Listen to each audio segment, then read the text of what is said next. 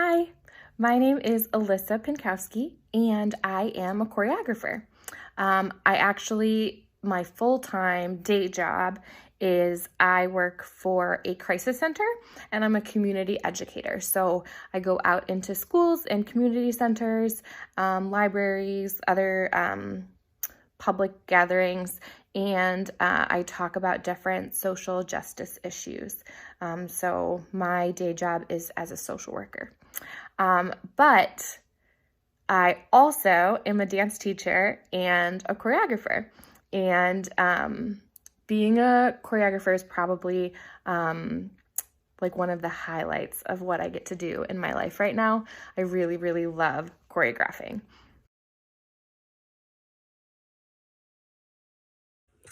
So right now, my teaching dance and choreographing, that is my part-time job. But previously in my life, that has been my full-time job. I have been teaching dance for 15 years. That makes me feel really old, guys. But it's true. I've been teaching dance for 15 years. And most of the time, if you're a dance teacher, that involves some level of choreographing, because usually you are putting together some dance number, even if it's just like a short little thing at the end of the class, like a little combination that still requires choreography. Sometimes when you're a dance teacher, you are choreographing for a recital, like a big recital on a huge stage. Sometimes when you're a dance teacher, you will choreograph pieces that will be performed at like a showcase. So maybe it's in a smaller venue, but you're still putting a dance number together. And so most of the time, if you're teaching dance, you're doing some amount of choreography. So I've been choreographing for a long time. But I would say when I really felt like I really was a choreographer was when I started choreographing full-length musicals. Okay, so I spent about 3 years where primarily I was just teaching dance and choreographing musicals. So all in all, I think I choreographed 8 or 9 full-length musicals. And then along with that, I coached a dance team. And so those pieces were really long and involved. And that was a lot of choreography that was involved in that. And so I'm going to talk a little bit about the process for choreographing a full-length piece for kind of like in a more advanced dance class. And then I also want to tell you a little bit about choreographing for a musical and the differences and what both of them look like. Okay, so let's start with if you are teaching a dance class and you have a recital at the end or a showcase at the end. For the most part, you kind of know what style you have to choreograph in, because if you're teaching a ballet class, then your performance piece is going to be ballet. Now, sometimes you might have a class, like I had a class, it was just an advanced dance class. So we went through a whole bunch of different styles, which meant that I got to pick a piece in any style. So that's really the first step of choreographing, is figuring out what kind of piece you want to do. And sometimes you might start with a song. You might have a song that you're like, I want to choreograph to this song. This is what I want to do. Sometimes you might start with an idea and you might decide, okay, I want to choreograph a love story between 2 people. Great. So then you have to look for the music. You don't have the music to begin with. You just start with that idea. Maybe it's more of a theme. Maybe you're like, no, I want this to like really feel like the 80s. And so everything involved in it is kind of revolved around that. Maybe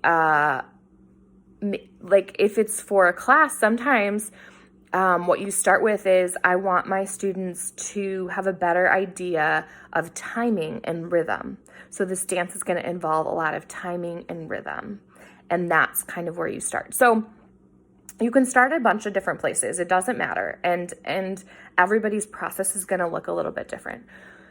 Usually for me, I listen to music and find something that I have an idea. Like I listen to it, I hear it, and I immediately have like images that come to mind and I start seeing movement. And then when I'm teaching a class, I kind of check in and I think, okay, this movement that I'm seeing that goes along with this music, is this something that would fit my dancers? Will my dancers be able to do movement like that? And if the answer is yes, then that's usually where I start. And for me, I think dance is about communication. So when I'm choreographing, I'm trying to say something. And so my next step, so I've picked the song, I've seen the kind of movement that I want to go with it. Maybe I have some specific moments already choreographed, and I know that it's going to be a good fit for my students. Then I really sit down and think about, what am I trying to say? What do I want the audience to hear from this piece? For me personally, most of the time I'm telling a story. So it follows an arc. We start with something, we go somewhere, and then we resolve it. So I have like a beginning, a middle, and an end. But that's just me personally. It doesn't have to be that way. There's lots and lots and lots of different ways to choreograph. And then for me, once I know what I'm trying to say, I start with formations. So where are my dancers going to be and where are they going to move around the stage? So I actually sit down with paper and a pencil and like count out my song and like look at the different sections. And I say, this section, I want to be saying this. And then I want to move on and I want to be saying this. And so then I kind of map out, like I use like little X's and I like draw a stage. And then I put my X's for where my dancers are going to be. And I map out the shape of the dance. Then I get up and I start moving. And I have in mind where my dancers are going to be. And I have in mind what I'm trying to say. And I will just set up my phone to record myself. And I'll just move. And I'll just see what happens. And then I'll look at my videos and be like, that did not look good. We're not using any of that. Or I'll come back and I'll be like, okay, this piece is good. The rest of it, no. And then every once in a while you get lucky and you're like, that was it. I got it in one take. Awesome. That's what we're doing. And so then you slowly piece together your piece like that. Every choreographer's process is different. I have some friends that are choreographers and I actually have one friend who's a choreographer that will do huge sections of the piece before they put it to music. So their concept and their idea is completely movement based in their body. And then they find music. And then once they have music, they might need to adjust it a little bit in order to fit. But they start just by moving. I have some friends who are choreographers that start at the beginning of the song and they start with a movement and then they connect to the next movement and they connect to the next movement and they move through the whole piece that way. And then once they're done, they go back and they figure out the formations that they want their dancers in. So everybody's choreographic process is going to be different, and that is absolutely okay. There are some forms of dance that are really easy to notate. Tap is really easy to write because every sound in tap has a name. So you can write out the rhythm, and tap rhythm is easy to notate. So you can write out exactly like the move and what foot it's on and the timing of it. And you can pretty much just write out tap. Other choreography is a little bit more tricky to notate. And every choreographer is going to do that a little bit differently.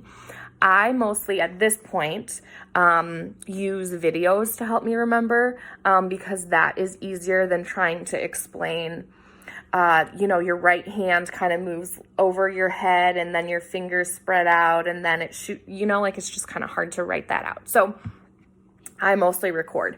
But some dancers or some choreographers still like write it all out, and that's okay too. So everybody's process is a little bit different. And when you're learning to choreograph, you kind of have to try different things and see what works better for you. And that's absolutely okay. So one of my very favorite parts about choreographing is that you get to take something that's just in your head. It's only in your head. You're the only one that can see what it's supposed to look like. And then you get to make it happen in real life. And I think that is so cool. So my favorite part is the very first time you get to see this idea that's just been in your brain happen in real life. That first moment of it all coming together when it's on stage in costume, all your dancers know what they're doing. That's just like, it's like magic. It's like a magical moment to see all of it come together. So that it'd be really hard for me to pick like a favorite show or a favorite piece. I don't have a favorite, but my favorite moment is when everything comes together for the first time. It's just so exciting. It's thrilling. And you just feel really accomplished. Like you just did a huge thing. So that is my very favorite part of choreographing, is when it all comes together. One of the things that I think is the most challenging about choreographing is it's not something you do by yourself. That might sound kind of tricky. Yes, you are coming up with the dance by yourself, but it has to go on other people, right? So you're choreographing not for you, you're choreographing for others. So you really have to keep other people in mind the whole time. And when you're choreographing for a musical, you are working with a team of directors. There's a lot of other people you have to communicate with and you have to work with. And so it can, I think something that you always have to keep in mind is that it's not just you, it's other people. And that can be a challenge, either because you disagree in your creative process, or you have a different vision maybe than the director you're working with, or maybe you have ideas in your head of movements, but when you put them on your dancers, it just doesn't look like it's supposed to, so then you have to change it. So that can be really challenging. And then I also think one of the biggest challenges in choreographing is keeping track of your choreography. So if you don't record it, like you don't have a video of it, keeping it all in your head or keeping it all written down, like, because a lot of times once you teach choreography, you'll change a few counts. Like you'll realize as you're teaching, like, oh, when I was just doing it by myself, I was doing it on like 3/4, but they need more time, so we're gonna do it on 5/6. So then you have to either make sure that you say that out loud in the video as you're teaching them, or in the like practice video, or you have to make sure you like make a note in your choreographic notes, so you remember that. So keeping track of all your choreography, especially if you're teaching multiple dance classes, multiple musicals, like when you've got a lot of pieces in your head, keeping track of all of them can be a struggle.